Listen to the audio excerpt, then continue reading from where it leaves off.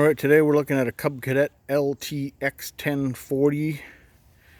This is a little bit of an older tractor. Let me see if there's any kind of a date under the seat. Oh, here we go. So there's the model number, date of manufacture 2011. So we're looking at a 9-year-old tractor here. So Cub Cadet with a 42-inch deck, I believe. Yeah, there's a 42-inch deck. Here's the deck height lever and engage lever for engaging the blade.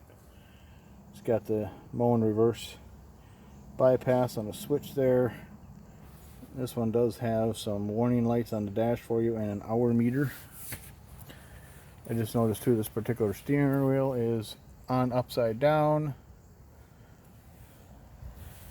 Let's see what powers this thing here. We are looking at a Kohler Courage. Not impressed,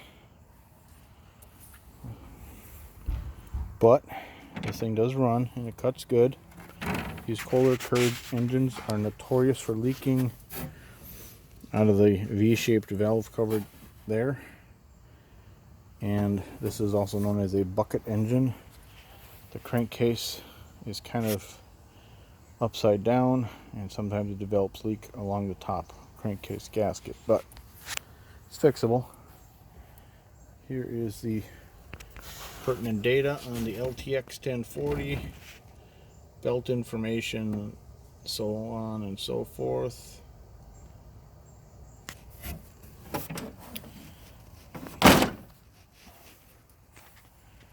It mows pretty decent. The owner of this brought it to me, said there was something wrong with the deck, and I found out it was just the deck belt, so that wasn't too bad of a fix.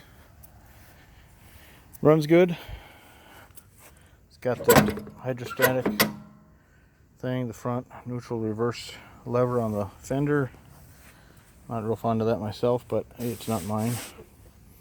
So there we are. Cub Cadet LTX 1040. Thanks for watching.